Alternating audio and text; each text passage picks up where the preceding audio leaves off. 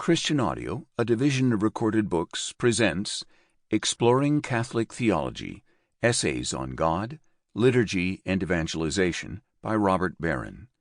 Forward by Charles J. Chaput, Order of Friars Minor. Narrated by Bob Souer. Forward. Life as a bishop doesn't leave much time to spend on poetry. But a few years ago, a friend loaned me a volume of Rainer Maria Rilke, and, of course, Rilke's work can be quite beautiful. In it, I found some lines from his poem Evening that speak to the same urgent longing that drives all great theology and worship. Slowly now the evening changes his garments held for him by a rim of ancient trees. You gaze, and the landscape divides and leaves you one sinking and one rising toward the stars. And you are left to none belonging wholly, not so dark as a silent house, nor quite so surely pledged unto eternity as that which grows to star and climbs the night.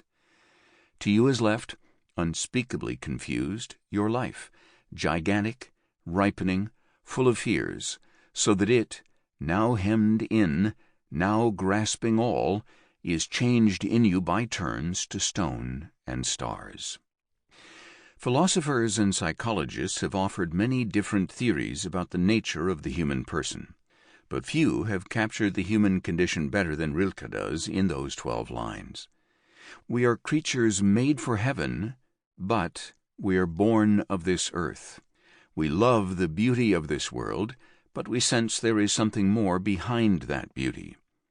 Our longing for that something pulls us outside ourselves.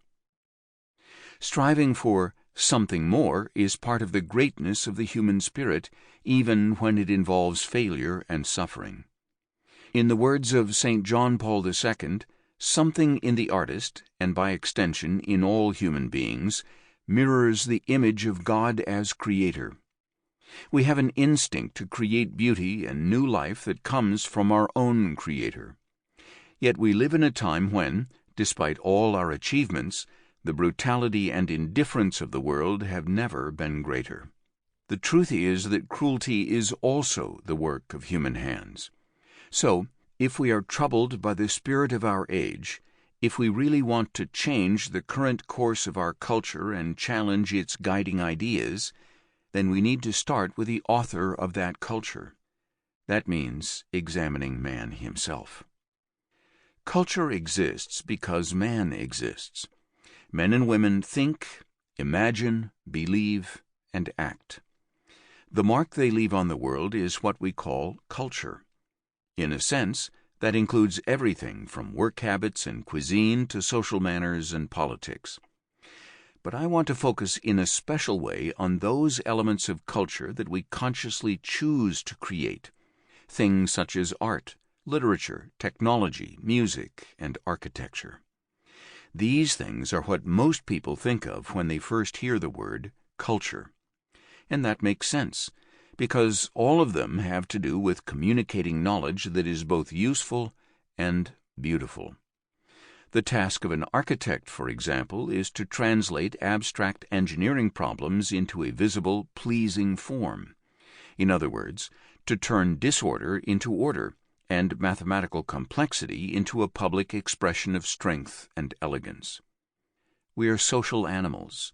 Culture is the framework within which we locate ourselves in relationship to other people, find meaning in the world, and then transmit meaning to others. In his 1999 letter to artists, John Paul II wrote that beauty is the visible form of the good, just as the good is the metaphysical condition of beauty. There is an ethic, even a spirituality of artistic service which contributes to the life and renewal of a people, because every genuine art form in its own way is a path to the inmost reality of man and of the world. He went on to say that true art has a close affinity with the world of faith, so that even in situations where culture and the church are far apart, art remains a kind of bridge to religious experience. Art, by its nature, is a kind of appeal to the mystery. Sample complete. Ready to continue?